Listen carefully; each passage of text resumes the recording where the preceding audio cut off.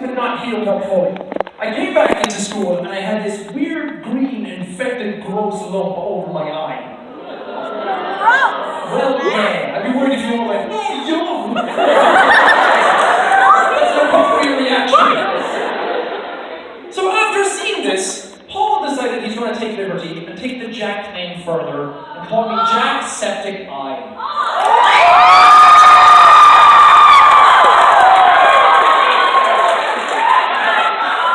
He called me that all day, every day. Tried to get all my friends to call me as well. Who's laughing now, Paul?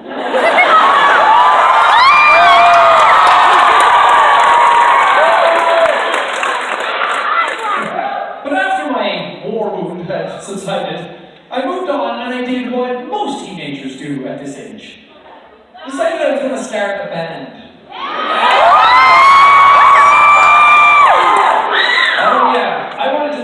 You know why? Because I wanted to be that guy. You know him, you love him. The guy at the party with his acoustic guitar.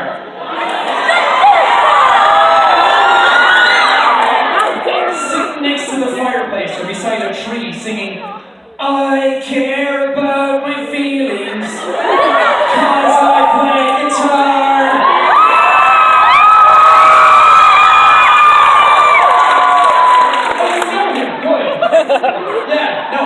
That douchebag. I bought my guitar and I tried to learn, but I'm not very musically gifted in the old brain department, and the attention span of the fucking school. And trying to play guitar was the first time I realized just how many fingers are on the human hand. I felt like I was high every time I tried to play it. So, naturally, drums were a perfect fit for me.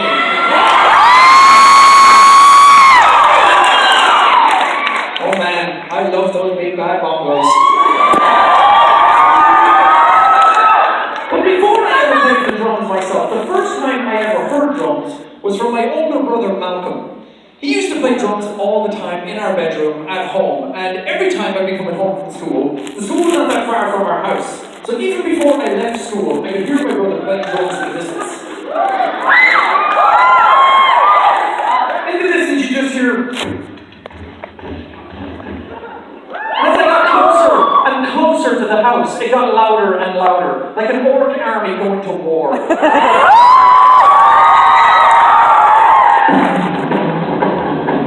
And I walked past the bedroom window, and there was my brother, more hair than man. Playing drums like animals from the Muppets, just...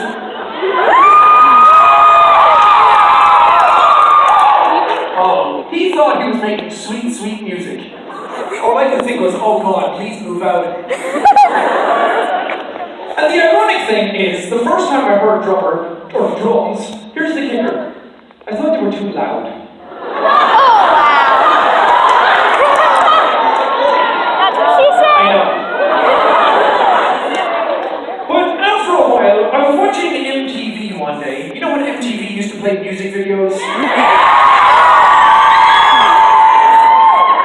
I was sitting down in our living room with Porrig again, who you remember from the Pokemon story in Act 1. I'm still not over it. I was sitting down with him, watching music videos, and on the TV came Green Day.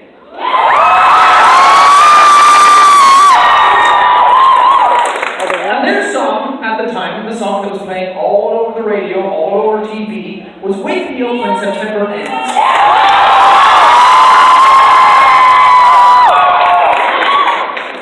Listening to this song in the music video, before I even played drums at all, I could hear the drums in my head. I could already kind of play them. I just haven't been able to sit down at a drum kit and actually try it. And any of you who know the song, especially if you play the drums, you know that the song is not that hard. So I went into my bedroom and I sat down and I practiced on my legs like, man, was I sexy.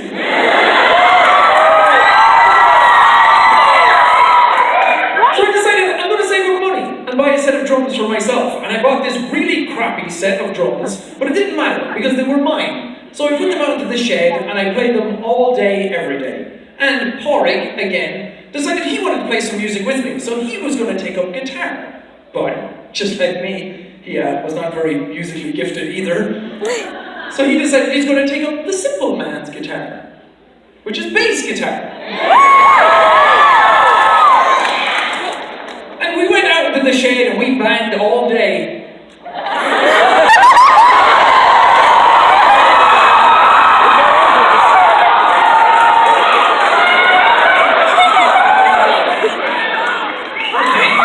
louder you cheer, the faster the police get here.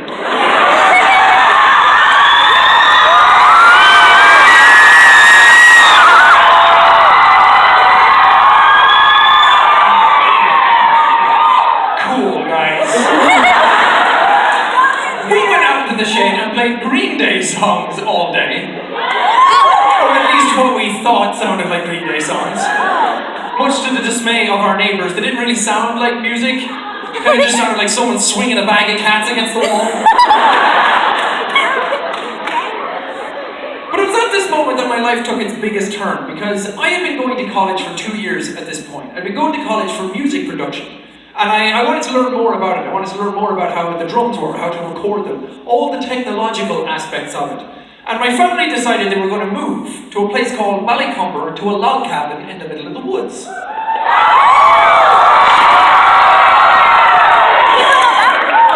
just like you don't know anything about Ballycumber. I'm not surprised. Let me just tell you this: Ballycumber's where old people go to die. All right. That is nice.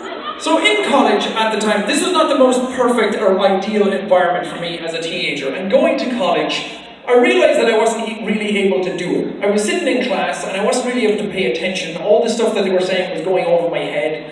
All the classmates that I had, all the friends that I had, they were all able to do the project so much better than I was. They picked up the music theory really quickly. They were all able to do it flawlessly, and I was really struggling. And I was too afraid to ask for any help with it, so I decided I'm not going to go back to college. I'm going to leave. I finished my year 2 exams, and I went back to the log cabins, and I completely lost myself. I turned into a completely different person. I had no idea who I was. I became very heavily depressed and had no friends anymore. All my friends were back in Clon, where I grew up. And all I had to do to whittle down my time was to play video games or to play the drums or something like that, and I didn't even want to do those because I was just so miserable that all these goals and aspirations that I had in my life were suddenly all gone. I thought that nothing was ever going to happen for me anymore, and I didn't know what I was going to do because I was living on benefits. I thought that growing up in a small town, I was going to go to a slightly bigger town for school, and then I was going to play the drums and become a rock star and move off to the city, but none of that happened for me. Luckily, one day, my family decided to get the internet in the log cabins, and I looked into a website called YouTube.